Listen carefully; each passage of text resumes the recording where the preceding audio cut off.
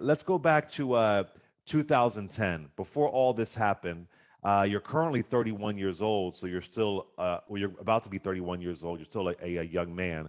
But I'm tell about to be me, is that 32. 32? Okay, 32. I'm sorry. But tell me the young man that you were before all this happened to you in 2010. Well, 2010, I was in college. I was going to community college to transfer to Michigan State. My major was going to be computer information systems, and my minor was going to be business administration. Um, so that's the path that I was on before I got arrested. I got arrested 2 weeks before finals for my second semester. I was in my first year, and Wow. yep, Michigan State told me I had to do a year in community college and then I could come. I ain't never come. Wow. Wow. So I was reading your story. This is kind of crazy to me. I'm going to try and paraphrase, and I'll let you fill in the spots where I missed. So basically, it's April of 2010.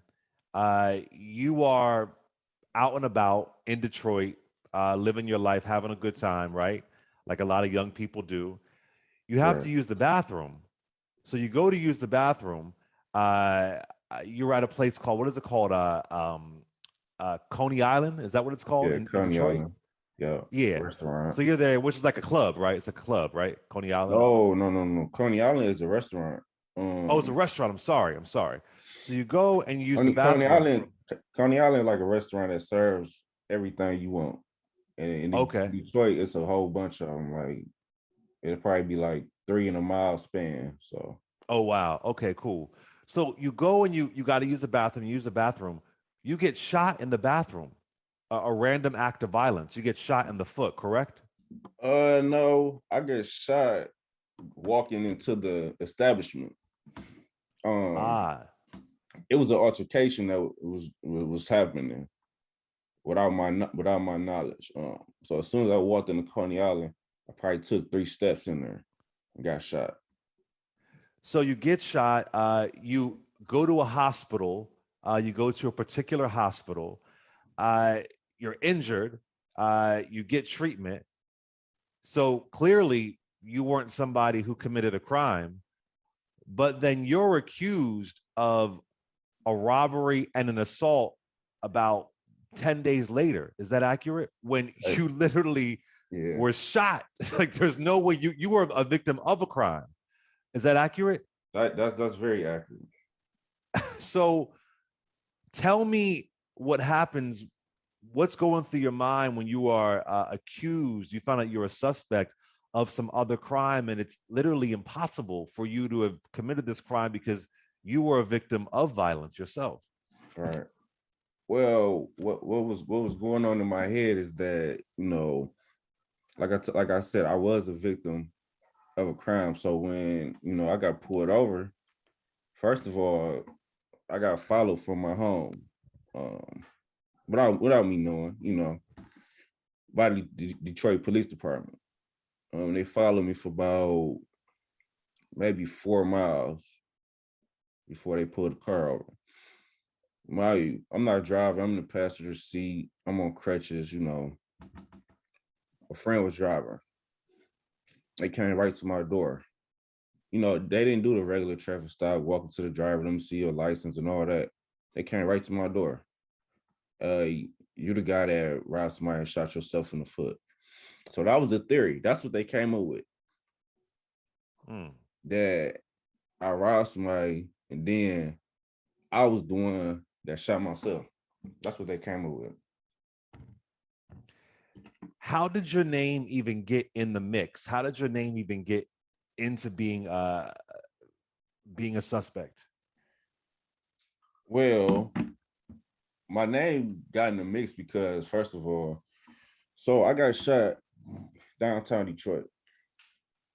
My neighborhood is probably maybe like I think the estimate was like 10 miles from downtown. Um, so I was with a friend. My friend didn't stay in Detroit, It was 3 o'clock in the morning when I got shot.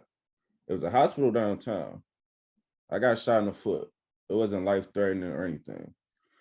So I'm like, and then also in my neighborhood, it's a hospital that is like 4 blocks from my grandmother. That's where I was staying with at the time. So I told him, just take me to the hospital by my grandmother's house,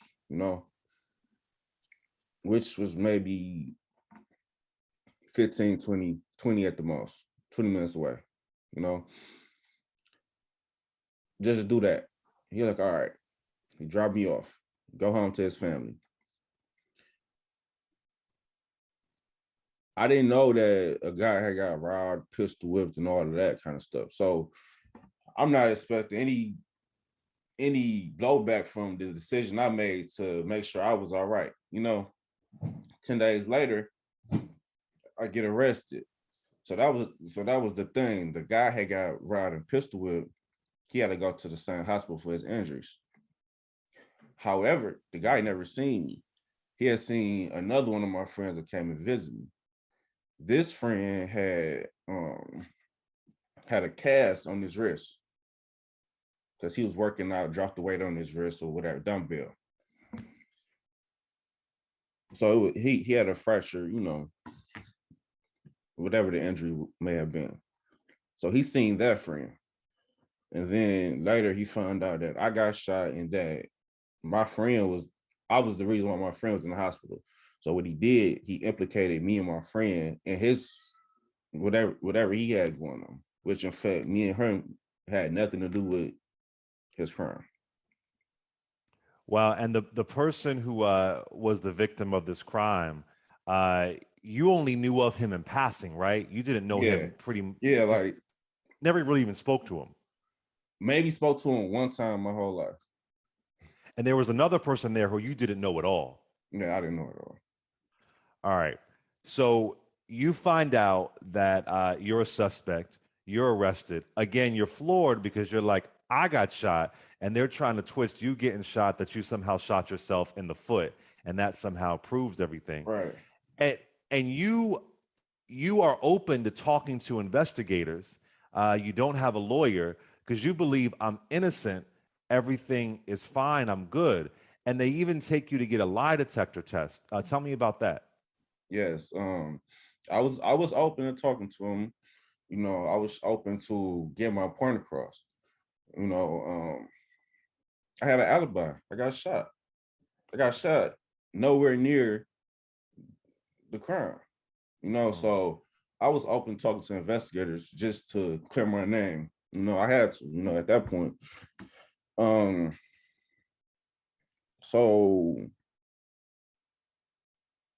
after I talked to investigators, I told them that I got shot. They did their investigation. They acknowledged that it was a shooting. Also, when I was talking to investigators, they asked me, what did you have on? Because if you got shot in a public place, it's gonna be a camera, and they'd be able to see what I had on. So I told them everything I had on. Clay, you know what you had on 10 days ago? I don't know what I had on yesterday. Yeah. You wouldn't, Yeah. right? And I don't even know what I had on because something tragic happened to me. Like it was a Right. memorable experience. Like right now, I wouldn't be able to tell you what I had on the day I got arrested. Right. It got it's been too long, but 10 days and something just happened to me, I don't remember. Yeah. So I told him what I had on. He checked it out. Anyway, in the midst of that, I was in the precinct still. My time was up in the precinct. It was time to go to county jail. I was probably in county jail for 2 or 3 weeks. Then I took my lie detector test, failed it. Mm. I was mad because I grew up watching more, all that kind of stuff. So Mm-hmm. I was of the mind like, oh y'all, I got this. Mm. However, it don't work like that. Like with the lie detector test, there's a lot of factors that go into it, and it don't be 100% correct. So if I would have passed it, all charges dropped. Wow. However, And we this was is on so important. I-75, and he called a prosecutor, and told her, and it was game on This still. is this is so important, Eric, because I've always been told that lie detectors don't hold up in court.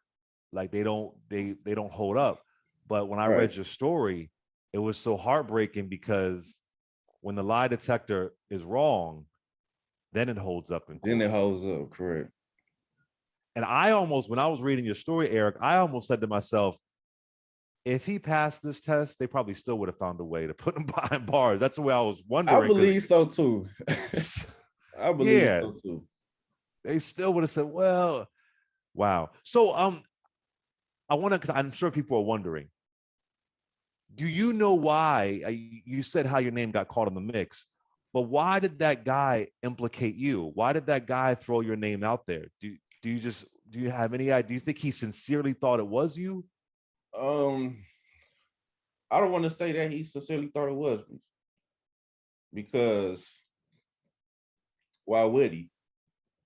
The only the only reason why he thought it was me because he had a face. Now he has a face. No, he probably said that 10 days, like, man, this whatever happened to me, and I'm mad about it. But I want to know who did it, you know. Mm. Initial police report says these people was unknown. Initial police report said that these people had masks on, you know. So he didn't know who did it.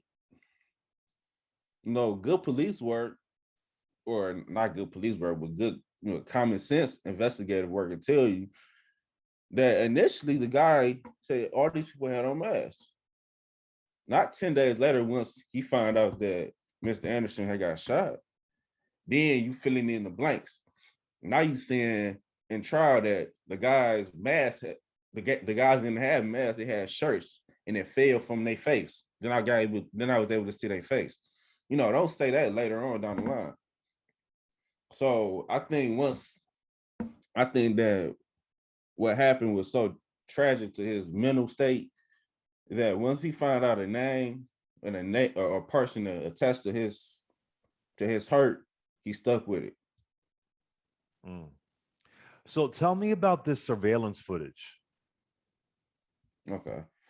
So the surveillance footage, it doesn't show my face. However, like I said, I walked in the establishment maybe 3 steps. So it showed my backside, like show my pants, like back in the day. I know you familiar with Ed Hardy. Oh yeah, absolutely. Yeah. Right. So I had on some Ed Hardy jeans. I had on some Timberlands. Mm-hmm. I had on a jacket. That's why I told the Detroit Police Department what I had on. Due to the fact that I got shot as soon as I walked in the building, I didn't have any leeway to walk around for all the camera angles to see my face. So it was like I walked in, I got shot, I turned right out the door. You couldn't see my face. So that was kind of like, I'm not gonna say the slap in the face to the whole case because you couldn't see my face, but if you would have seen my face, I wouldn't have been in that situation. So just to be clear, there is surveillance footage of you walking into this establishment about to use the bathroom, and you walk out because you got shot, which again would have shown there's no way you could have been. What was the crime was like 10 miles away? Is that Right, accurate? right. There's no way you could have been in both places at the same time. But was there another angle that would have showed your face? Was that the only angle of that surveillance footage? That's what I'm trying to figure out now. Because okay, even though it was 12 years ago, 2010, it was still the technology age. People had cameras everywhere, so it wasn't far fetched.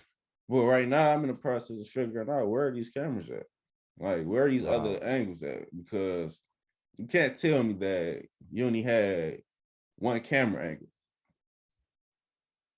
Wow. So I don't want to call it logic, but their bullshit is that, well, we didn't see his face. That may be his jeans and his Tims, but so many black dudes wear jeans and Tims, so we don't even know. So they were able to dismiss that surveillance footage. What about the gun residue? What about actual evidence? There was no actual physical evidence? None. It was nothing. Damn. All it was a guy saying that I did something to him. And the only thing that linked me to him or lead me to the crime was that it was a gun involved and that I was a victim. But however, it got spent like I was the suspect. Mm. You're a victim of a random act of violence and you get convicted. You know, let me ask you. So, a lot of these stories that I cover, there is a undertone of race because of our criminal justice system. Right. Uh, do you believe that was your experience? Because I know Detroit is a bit more diverse than some other areas that I cover. Do you believe Yeah. that was your experience? Race? No. Um, I wouldn't say that. I would say that it was just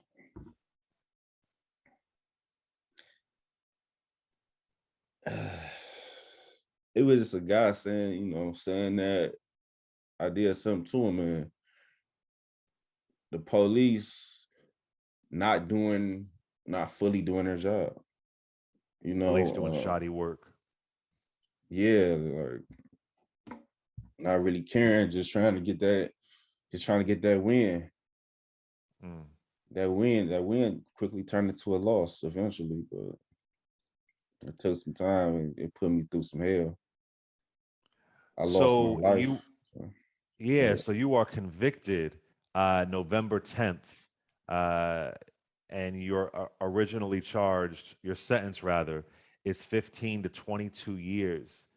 What goes through your heart, through your soul when you hear that November of 2010? I mean, I cried. I cried for the first time. Um, it hurt because I was trying to figure out why. You know, that's a very disheartening emotion. Like that's what I felt. I felt a bunch of emotion that I hadn't felt. Like, I was in the county jail for 7 months.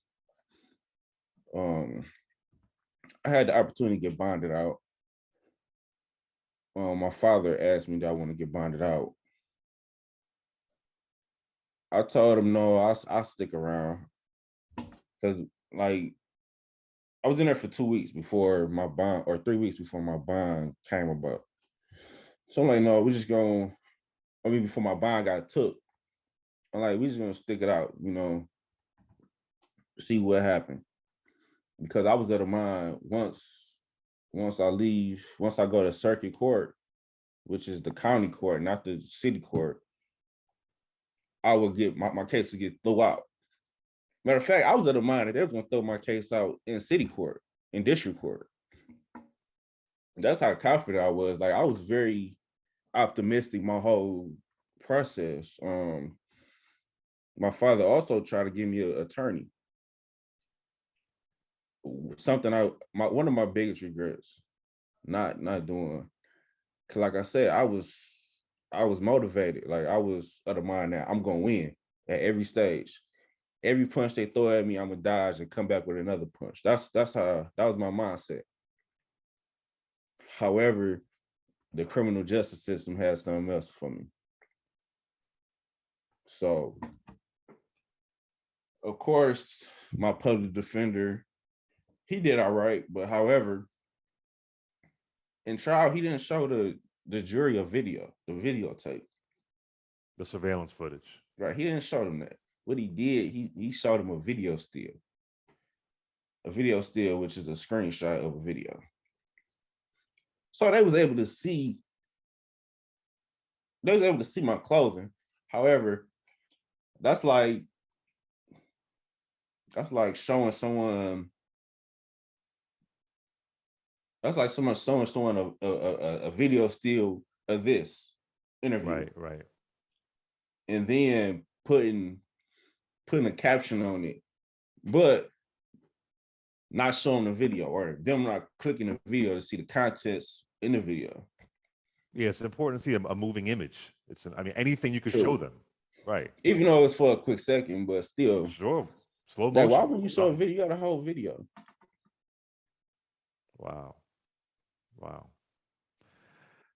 So 10 years behind, 9 years and 2 days behind bars. How are you surviving? How are you getting by? What was the toughest part for you? When you think about prison, you think about violence, inmates, guards. How are you surviving? Well, in prison, prison is a place where it's a scary place. And the reason why I say it's a scary place because in prison, it's the worst of the worst. It's the people that society deems um irreparable, either irreparable or need a time out for a second, you know. So in prison, it's its own little world. Like you stated, violence occurs. People tempers, which leads to violence. Everybody going through some kind of mental pain because in all actuality, regardless if you committed a crime or not, you didn't want to be there. And it's even worse for a person that didn't commit the crime to be subjected to that kind of environment, So survival for me was I had to keep the same mind.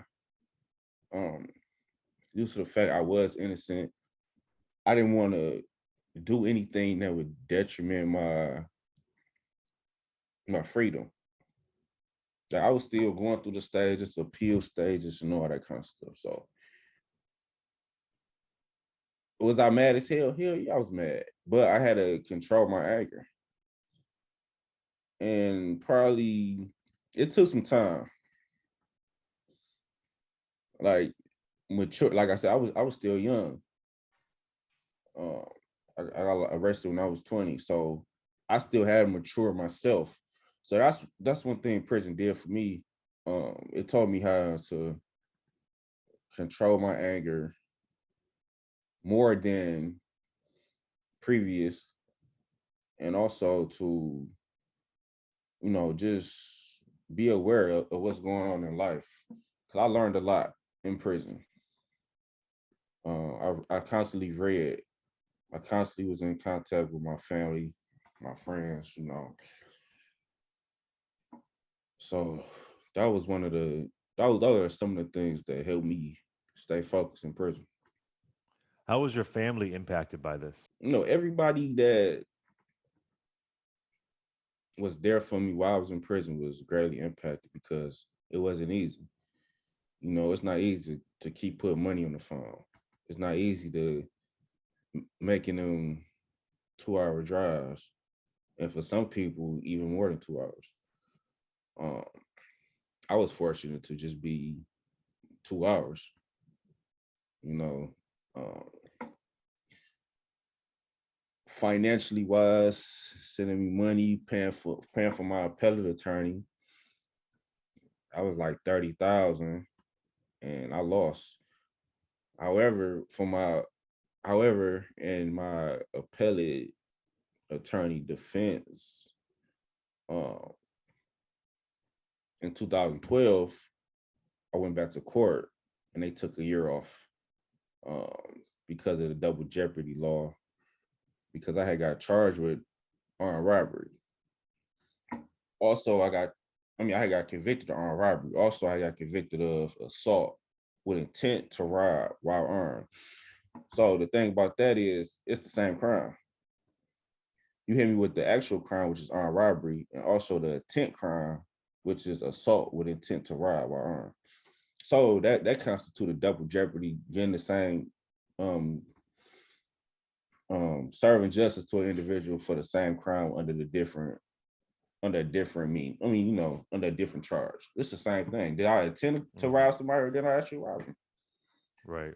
So I went back to court, judge took a year off, and so that's the only win victory I got out of my appellate career. So you are exonerated April 30th, 2019. Briefly explain to people how you're officially exonerated. Well, I was exonerated. I was going through the process of gaining my freedom anyway. I was represented by the University of Michigan Innocence Clinic at their law school. Also, the Wayne County Conviction Integrity Unit had just opened up. So it was a joint effort between them two to release me. Um, I have been, awaiting an answer. And I was very happy. I had a bunch of emotions going in my head, like when it's gonna be, when it's gonna be. So the day I got released, I talked to my lawyer. My lawyer, they called me like, go to control center, go to administrative building. You got a phone call with your lawyer. So okay, I walk over there, talk to my lawyer. She said, Eric, you coming home today? That messed me up. I wasn't expecting that. That's what I wanted. That's what I wanted. That's what I had been waiting on for 9 years. However, to actually hear those words when you still got 5 years left on paper, I'm going home in a couple hours. That was great. Wow. So you've been out for 2 years. How Yeah, has life been these past I've two been years? I've been out 3 years. 3 years. I'm sorry. Yeah, it'll be 2022. So nearly 3 years in April. How's life been these past 3 years? Life has been great. I love life. The thing about it, I'm not gonna say it took me a while to get adjusted. I think that everybody adjustment phase is different factors. What what you like to do, your hobbies, your support system, your friends and family. Are you in the house all day, or are people trying to get you out the house to experience new things? It's a bunch of factors. So I caught up, in my opinion, kind of fast because of the fact that I was going outside every day. Like I was going out to eat every day. I was going to movies. Um, I was getting air.